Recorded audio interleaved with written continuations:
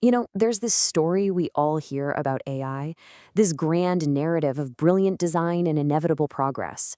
Well, today, we're going to tear that story down to the studs and see what's really holding it up. So let's just kick things off with the big one, right? The intelligence we see in AI. Is that some incredible feat of human design? Or, and this is the really wild part, is it just an illusion? An accident, really? A side effect that just popped up because we made these things so unbelievably massive? Okay, so to even start to unpack that question, we've got to begin with what's right in front of us. And let's be real, modern AI feels like straight up magic. I mean, it feels like one day it wasn't here, and the next, bam, it's everywhere. It's writing code, it's spitting out poetry, creating these mind-blowing images from just a few words. You can have a conversation with it that feels, well, human. I'm talking about the whole shebang. ChatGPT, Gemini, all of it. So yeah, it's super easy to think, wow, someone designed this to be brilliant. But if we want to get to the truth, we have to rewind. We've got to go back to the original blueprint. And that blueprint, it's all in one paper. One single research paper from 2017 called Attention is All You Need. This is the paper that gave us the transformer architecture. And I'm not kidding. Literally every major AI model you've ever used is built on this foundation. And here is where things get really interesting. This is the first big shocker. We all think the transformer was designed for intelligence, right? For reasoning. But if you actually go back and read the paper, that's not what it's about. Not at all. It's about making machine translation faster. That was the goal. Speed. It was a brilliant engineering solution for a performance problem, not a blueprint for a conscious mind. So you might be asking, okay, if it wasn't about intelligence, why did it completely take over the world? Well, it's for some super practical, almost boring reasons. One, it was wicked fast because it could chew through data in parallel. Two, it was a perfect match for the hardware we already had, GPUs. Its math just lined up perfectly.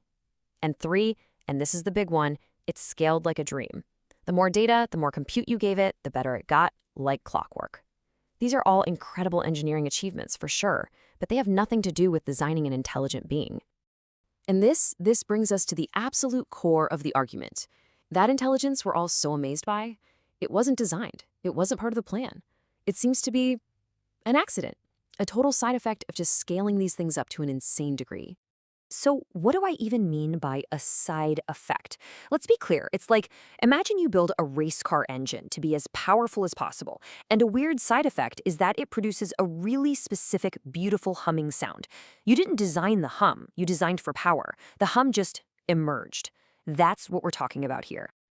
You can almost see it like a chain of dominoes falling, right? First, you've got this architecture built for scale. That architecture just happens to run like a beast on GPUs, so you can make it huge. That lets you dump the entire internet's worth of data into it and swell the model with billions and billions of parameters.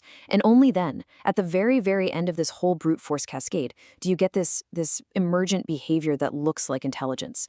It was the last domino to fall, not the one we were aiming for. So let me just state the thesis here, plain and simple. What we call AI today is really just a side effect. It's a byproduct of taking a dumb statistical system and scaling it up way, way past what it was ever meant to do. Seriously, this wasn't the master plan. It's just what we got when we pushed the bigger button over and over again. Okay, but here's the catch. There's a huge problem when your greatest achievement is an accident. This entire intelligence as a side effect model, it has a massive, glaring flaw at its core. If you look at this from a straight-up engineering point of view, it's screaming danger.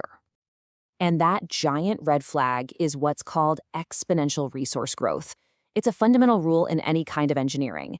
If your system needs 1,000 times the energy to get just a little bit better, you've built something that is fundamentally broken. It's a dead end. It's just not sustainable.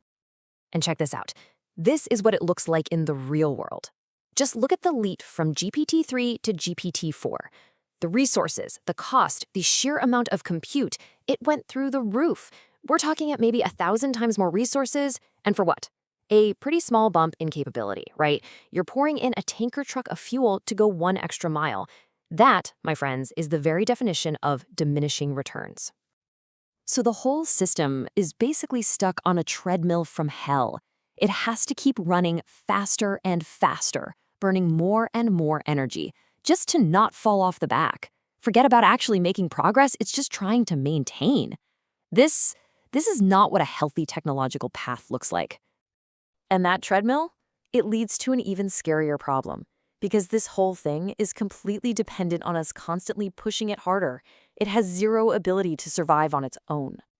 Just think about everything that's not there. These models, they have no real memory, no way to go, oops, I made a mistake, let me fix that. They can't learn a single new thing once they've been trained. They're just these giant, frozen snapshots of the internet at one moment in time. They're totally brittle, they can't adapt, they can't heal, they can't grow. So this sets them on a collision course with reality. Here's what happens. If you stop the frantic scaling, the model's performance just flatlines for a bit. But here's the thing, the real world doesn't stop. New things happen, language evolves, we learn new stuff. And the model is just stuck in the past. Its knowledge starts to decay. It becomes obsolete. And eventually that gap between its frozen world and our moving one gets so wide that it just collapses. It becomes functionally useless. And this is the final piece of the puzzle. You see this insane, unprecedented boom in building data centers all over the planet? We think it's all about growth in the future, right? No. It's life support.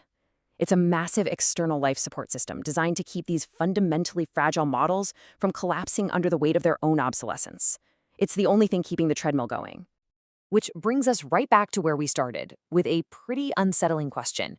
If this intelligence we're witnessing is just an accidental side effect of a race for scale, a race that demands more and more resources just to stay afloat, what happens when we hit the wall? What happens when we can't physically or financially or environmentally build any bigger?